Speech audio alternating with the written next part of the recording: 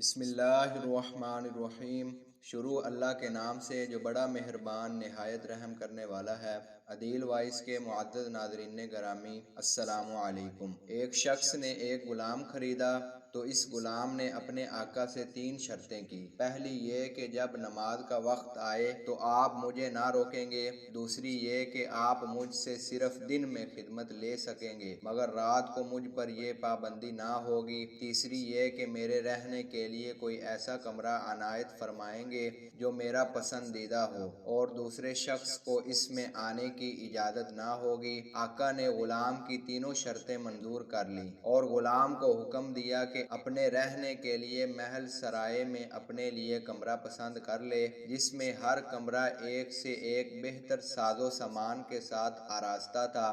غلام نے تمام کمروں کو دیکھ بھال کر اپنے لیے ایک ویران کمرہ پسند کیا جو بغیر چھت کے تھا۔ اس پر آقا نے دریافت کیا کہ آخر تم نے یہ ویران کمرہ کیوں پسند کیا؟ کمرے تو اور بھی بہت ہیں۔ اپنے آقا سے یہ بات سن کر غلام نے جواب دیا کہ میرے آقا، شاید آپ کو معلوم نہیں کہ ویران جگہ اللہ تعالیٰ کے ذکر سے آباد ہو جاتی ہے۔ اس کے بعد اس غلام نے اس کمرے میں رات کو رہنا شروع کر دیا اور یہ بات پہلے ہی طے ہو چکی تھی۔ اس کے بعد اس غلام نے اس کمرے میں رات کو رہنا شروع کر دیا اور یہ بات پہلے ہی طے ہو چکی تھی کہ رات کو غلام آزاد رہے گا۔ جب غلام کو اپنے پسندیدہ آزادانہ کمرے میں رہتے ہوئے کچھ عرصہ گزر گیا تو اس کے آقا نے ایک دن رات کو اپنے دوستوں کو دعوت پر بلایا تھا۔ نصف شب کے بعد جب دوست احباب رخصت ہو گئے تو مالک مکان چہل قدمی کرتا ہوا غلام کے کمرے کی جانب چلا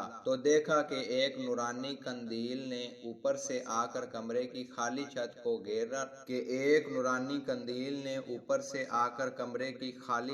گھیر رکھا ہے اور غلام سجدے میں پڑا ہوا اپنے رب سے دعا اور مناجات میں مصروف ہیں۔ اے میرے پروردگار، دن کو تو نے میرے آقا کی خدمت میرے ذمہ واجب کر دی۔ اگر یہ خدمت میرے ذمہ نہ ہوتی تو میں رات دن تیری عبادت میں مشغول رہتا، لہذا تو میرا عذر قبول فرما لے۔ اس کا مالک تعجب کے ساتھ صبح صادق تک اس عجیب منظر کو دیکھتا رہا۔ چنانچہ صبح ہوتے ہی وہ نورانی قندیل آسمان پر چلی گئی اور چھت بند ہو گئی۔ مالک نے اپنی بیوی سے اس کا تذکرہ کیا اور دوسرے روز وہ مالک اور اس کی بیوی دونوں اس منظر کو دیکھنے آ گئے تو اس شب بھی وہی منظر دیکھا جو پہلی شب میں مالک دیکھ چکا تھا۔ صبح ان دونوں نے غلام کو بلا کر کہا، تو اللہ کے واسطے آزاد ہے، تو اپنی خواہش کے مطابق رات دن اللہ تعالیٰ کی عبادت میں مشغول رہ سکے جس سے تو معذرت کرتا رہتا ہے۔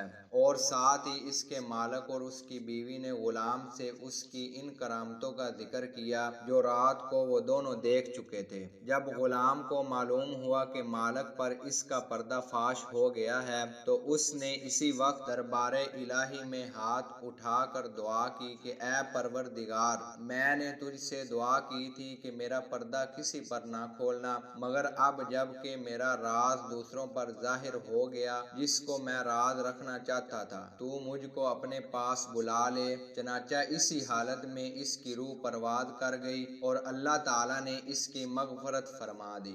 ایسی اور ویڈیو دیکھنے کے لیے ہمارے چینل کو لائک کریں اور مزید ایسی اسلامی ویڈیو دیکھنے کے لیے ہمارے چینل کو سبسکرائب